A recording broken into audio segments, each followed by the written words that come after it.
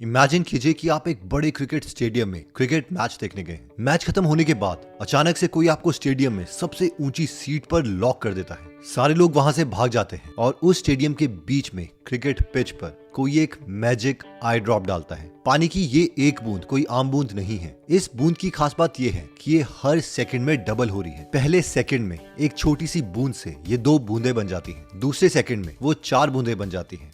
6 second के बाद ये एक मुट्ठी जितना पानी है जो शायद आपको नजर भी नहीं आएगा। आप ऊपर से देख रहे हैं और सोच रहे हैं, अरे यार इतना थोड़ा सा पानी है, अभी तो बहुत टाइम लगेगा इसे भरने में, इतने देर में तो मैं अपना लॉक खोल दूंगा। पर आपको नहीं पता कि इस बूंद का असली जादू है क्या। आप रिलैक्स हो, लेकिन ये पानी हर सेकंड डबल हो रहा है। ये सब 12 बजे शुरू हुआ था और अब 12 आवर्स 59 मिनट्स और 52 सेकंड्स हो चुके हैं और ऑलमोस्ट इस पूरे 1 घंटे में स्टेडियम सिर्फ 1% भरा है। आप अभी थोड़े रिलैक्स हो और सोच रहे हो यार लॉक ऑलमोस्ट खुल ही गया, लेकिन फिर पानी की रफ्तार आपके होश उड़ा देती है। 12 आवर्स 59 मिनट्स 55 सेकंड्स पर स्टेडियम अभी भी 93% खाली है। 56 सेकंड पर 1/8 स्टेडियम भर चुका है। 57 पर 25%, 58 पर 50% और एग्जैक्टली 1 बजते ही आप पानी में पूरे डूब चुके हो और आपको सोचने का भी मौका नहीं मिला। ये एक थॉट एक्सपेरिमेंट है जो डॉक्टर एल्बर्ट बार्टलेट से इंस्पायर हुआ है। वो कहते हैं कि ह्यूमन रेस की सबसे बड़ी कमी ये है कि वो एक्सपोनेंशियल ग्रोथ को समझ ही नहीं पाते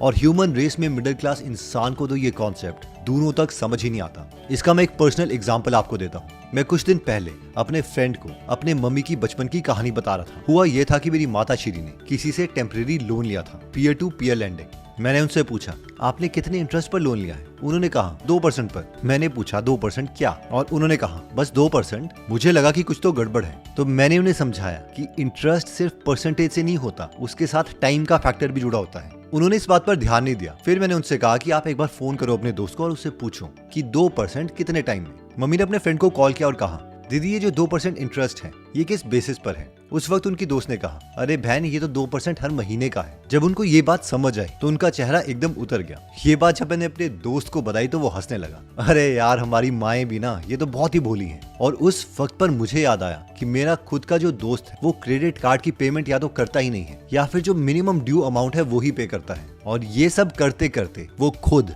24 से 30% साल का इंटरेस्ट दे रहा है, मेरी माताश्री से भी ज्यादा।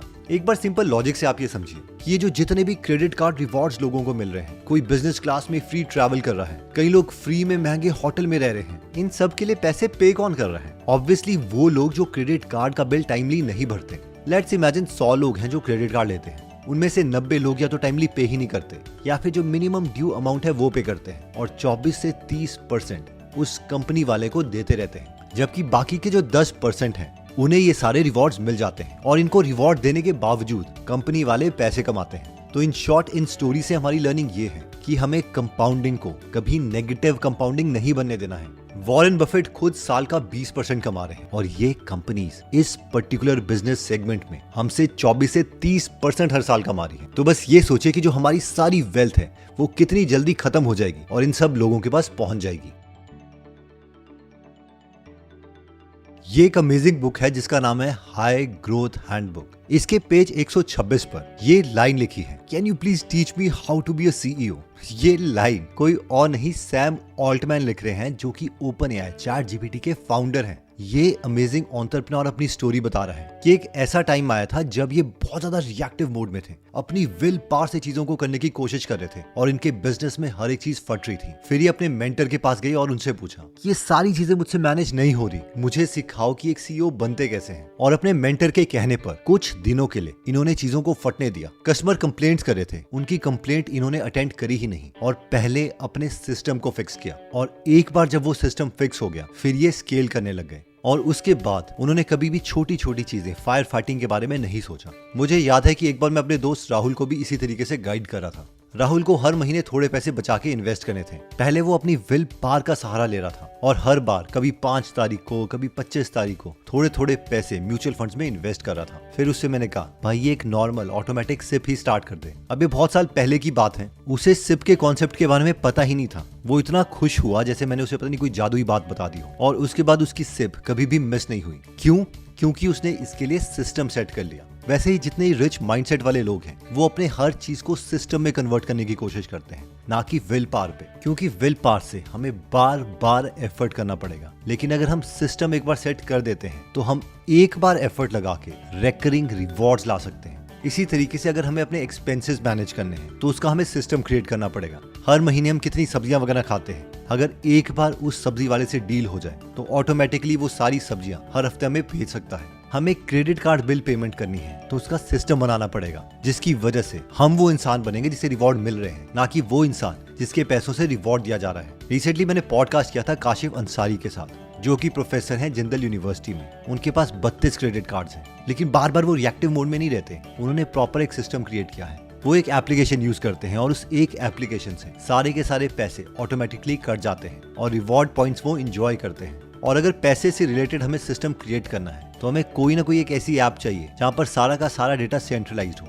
हमारे कितने पैसे आ रहे हैं, कहाँ पर जा रहे हैं, वो सब चीज हमें दिखे।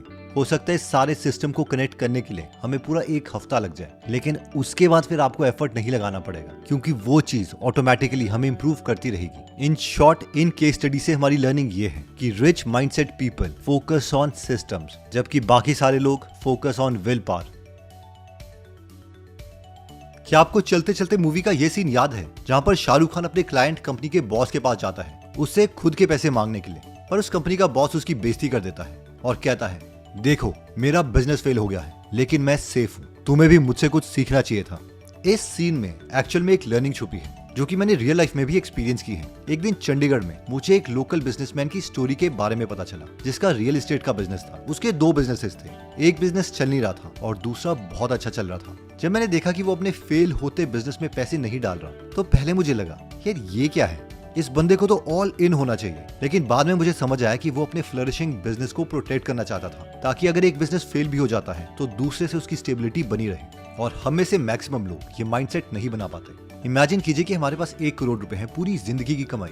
हम सोचते हैं कि हम फाइनेंशियली सिक्योर हो गए हैं, लेकिन अगर कल को कोई हेल्थ इमरजेंसी आती है या कोई अनएक्सपेक्टेड सिचुएशन हमारे सामने आती है तो ये 1 करोड़ 1 लाख कब बन जाएंगे हमें पता ही नहीं चलेगा। अगर हमारे पास इंश्योरेंस नहीं होता तो एक इमरजेंसी पूरी जिंदगी भर की सेविंग को खत्म कर सकती है। जैसे एक डॉक्टर ने कहा है, हिंदुस्तान में लोगों के पास इंश्योरेंस तो होता है लेकिन वो सिर्फ 10 या 20 लाख का होता है, और जबकि एक्चुअल वक्त पर काफी लोगों को 50 लाख से 1 करोड़ तक का इंश्योरेंस चाहिए होता है। वैसे इंश्योरेंस के भी अलग अलग टाइप्स हैं, जैसे कि health insurance, life insurance, critical illness insurance etcetera. लेकिन आज हम बात करेंगे हेल्थ इंश्योरेंस की, जिसने हर बार इंडियंस को मिडिल क्लास से उठा के एक हेल्थ इमरजेंसी के बाद डायरेक्टली पुअर बनाया है। मैं आपको एक इंटरेस्टिंग केस स्टडी बताता हूँ। इमेजिन करो हमारे ऑपरेशन का खर्चा 5 लाख का आता है और हमारा हेल्थ इंश्योरेंस 10 लाख का है, लेकिन जब हम क्लेम मांगने जाते हैं तो हमें सुनने को मिलता है, सर इस बीमारी का कवर तो सिर्फ 2 लाख का था ना। यानी हम पॉलिसी भी लेते हैं पर उनके हिडन टर्म्स को हम नहीं समझते। इसीलिए हेल्थ इंश्योरेंस लेते वक्त हमें कुछ इंपॉर्टेंट पॉइंट्स का ध्यान रखना है, जैसे कि रूम रेंट लिमिट, यानी कि हॉस्पिटल के जिस रूम में हम रह रहे हैं उसका मैक्सिमम कितना पोर्शन इंश्योरेंस कंपनी देगी। कुछ पॉलिसीज ये बोलती हैं कि हमें बिल का कुछ पोर्शन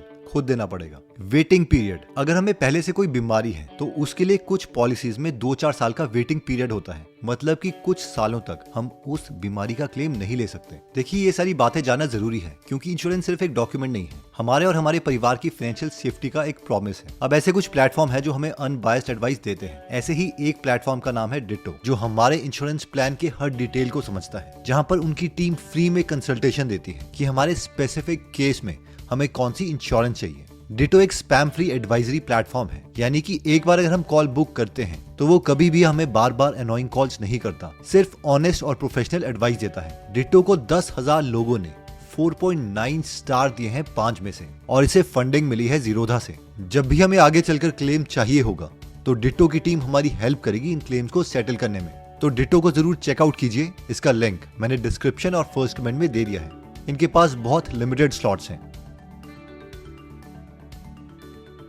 इमेजिन कीजिए कि एक दिन आप डिसाइड करते हो कि आपको फाइनेंशियल फ्रीडम पानी है। आप सोचते हो कि पैसा इतना होना चाहिए कि किसी और के आगे कभी हाथ ना फैलाना पड़े, कोई बॉस हमें कमांड ना करे, हमारे टाइम पर फुल कंट्रोल होना चाहिए। इसके लिए आप एक जॉब शुरू करते हो, इन्वेस्टमेंट की प्रॉपर प्लानिंग बनाते हो और सिप भी स्टार्ट कर देते हो, और सिप स्टार्ट करने के साथ साथ अपने खर्चे भी कम कर देते हो। आपको लगता है कि आप ट्रैक पर हो और एक दिन आपको वो फ्रीडम मिल जाएगी, पर धीरे धीरे जैसे इन्वेस्टमेंट ग्रो होने लगती है आपको रियलाइज होता है कि आपके आसपास के लोग बड़े नए एक्सपेंसिव फोन खरीद रहे हैं, महंगी महंगी गाड़ियां खरीद रहे हैं, वेकेशन पर जा रहे हैं। पहले आपको लगता है कि आपके लिए जरूरी नहीं है, पर धीरे धीरे आपका मन भी उस तरफ खींचा चला जाता है। फिर आप खुद को बोलते हो, यार अगर मैं एक लग्जरी कार ले लूं या फिर ब्रांडेड कपड़े पहनूं तो लोग मुझे कुछ सीरियसली लेंगे, और आप अपने गोल भूल के उन चीजों पर फोकस करने लगते हैं। आपको लगता है कि ये चीजें आपकी खुशी को डबल कर देगी, पर ऐसा होता नहीं है। अब हर मंथ आपके पास कोई ना कोई EMI आने लगती है, आपका स्ट्रेस लेवल इंक्रीज होने लगता है और आपको पता ही नहीं चला कि आपके साथ हो क्या रहा है। अब ये सब इसीलिए हो रहा है क्योंकि हमें स्टेटस गेम और मनी गेम के बीच का डिफरेंस ही नहीं पता। मनी बहुत ही ज्यादा इंपॉर्टेंट है और मनी गेम हमें खेलनी ही खेलनी है। हम अगर कह भी दें हम ये गेम नहीं खेल रहे, तो भी एक्चुअल में हम ये गेम खेल ही रहे हैं। स्टेटस गेम एक दिखावे की गेम है जो हम लोगों को इंप्रेस करने के लिए करते हैं। रिच माइंडसेट वाले लोग इस फर्क को अच्छे से समझते हैं, जैसे श्रीधर वेम्बुसर जो कि फाउंडर है ज़ोहो के, जो अपनी सिंप्लिसिटी के लिए जाने भी जाते हैं। वो किसी को इंप्रेस करने के बजाय अपने काम पर फोकस करते हैं। अब हम बोलेंगे मुकेश अंबानी का क्या, जो उन्होंने रिसेंटली करोड़ों की शादी करी, उसका क्या। देखिए मुकेश अंबानी अगर ये स्टेटस गेम खेल भी रहे हैं तो जो इन्होंने ओवरऑल गेम खेली है उसका सीक्वेंस ठीक है, यानी पहले इन्होंने अपनी बहुत ज्यादा इनकम बढ़ाई और उसके बाद वो स्टेटस गेम खेली। और इवन अभी जो वो स्टेटस गेम खेल रहे हैं उसमें भी वो अपनी वेल्थ का बहुत ही कम परसेंटेज खर्चते हैं। और दुख की बात यह है कि एक कॉमन इंसान के पास इन दोनों गेम के लिए एक डिफरेंट वर्ड ही नहीं होता, वो इन दोनों को एक ही गेम समझते हैं। इमेजिन करो कि तुम्हारे पास 1 लाख रुपए हैं और तुम्हें किसी ने गारंटी दी है कि तुम्हें हर साल 20% का केगर मिलेगा, यानी कंपाउंडेड एनुअल ग्रोथ रेट। अब 20% केगर सुनने में बहुत अच्छा लगता है, पर चलो इसे थोड़ा ब्रेक डाउन करते हैं। एक रूल है, रूल ऑफ 72, जो ये बताता है कि अगर हमें रेट ऑफ रिटर्न पता है तो कितने सालों में हमारे पैसे डबल होंगे। और इस रूल के अकॉर्डिंग अगर हमें 20% मिल रहा है तो हमारे पैसे ऑलमोस्ट हर 3.6 इयर्स में डबल होंगे। अब सोचो अगर तुम्हें 30 साल तक 20% केगर मिलता है तो तुम्हारे 1 लाख रुपए लगभग 8 से 10 बार डबल हो चुके होंगे, और 30 सालों के बाद ये अमाउंट बनेगा 2.56 करोड़ रुपीस। अगर आप इस अमाउंट से खुश हो रहे हो तो एक ट्विस्ट है, और वो ट्विस्ट है इन्फ्लेशन का। अगर हम मान के चलें कि हर साल इन्फ्लेशन 6% की है तो 30 सालों के बाद इस 2.56 करोड़ की एक्चुअल वैल्यू आज के 40 लाख रुपए के बराबर होगी। यानी 30 सालों के बाद भी बुढ़ापे में हम कोई ऐशो आराम की जिंदगी नहीं जीने वाले। अब इसका मतलब ये नहीं है कि हमें इन्वेस्टमेंट ही नहीं करनी, क्योंकि अगर 1 लाख रुपए हम बिस्तरे के नीचे रख के सो गए तो 30 सालों के बाद उसकी वैल्यू तो 17,000 ही रह जाएगी, जो कि 40,000 से तो बहुत ही कम है। देखो, जो मेन चीज एवरेज आदमी इंटरनलाइज नहीं कर पाता वो ये है कि वेल्थ ज्यादा पैसे बचाने से नहीं आती, वो आती है जब हमारी इनकम बढ़े। इसीलिए करियर के शुरू में हमारा फोकस होना चाहिए इनकम पर और बाद में इन्वेस्टमेंट पर, जो कि तभी हो सकता है जब हम हाई डिमांड स्किल सीखें जिससे हमारी इनकम इंक्रीज हो और सके तो हम बिजनेस पर भी फोकस कर सकते हैं। फाइनली, रिच माइंडसेट वाले लोगों की क्वालिटी कहती है कि इन्वेस्ट इन योरसेल्फ, जो कि यहाँ पर वॉरेन बफेट भी कह रहे हैं, जो बिल गेट्स के साथ बैठे हैं। Well, I'll give you 2 pieces of advice. I'd invest as much in myself as you can. I mean, you're your own biggest asset. और ये एडवाइस सबसे इंपॉर्टेंट एडवाइस है, क्योंकि अगर हम अच्छा कंटेंट कंज्यूम नहीं करेंगे और सिर्फ इंस्टाग्राम रील्स देखेंगे तो हमारे ऊपर GIGO प्रिंसिपल लागू होगा, यानी गार्बेज इन और गार्बेज आउट। तो अगर आप खुद में इन्वेस्ट करना चाहते हैं और अच्छी अच्छी किताबें सुनना चाहते हैं तो आप गीगल एप्लीकेशन डाउनलोड कर सकते हैं। यहाँ पर 200 से ज्यादा बुक समरीज हिंदी में फ्री में अवेलेबल है और हर हफ्ते हम यहाँ पर एक फ्री बुक समरी ऐड करते हैं। और हाँ, अगर आपको इस वीडियो के कॉन्सेप्ट अच्छे लगे तो इसे अपने फ्रेंड्स और फैमिली मेंबर के साथ जरूर शेयर कीजिए। डिटो को जरूर चेकआउट कीजिए, इसका लिंक मैंने डिस्क्रिप्शन और फर्स्ट कमेंट में दे दिया है। मिलते हैं नेक्स्ट वीडियो में। जय हिंद।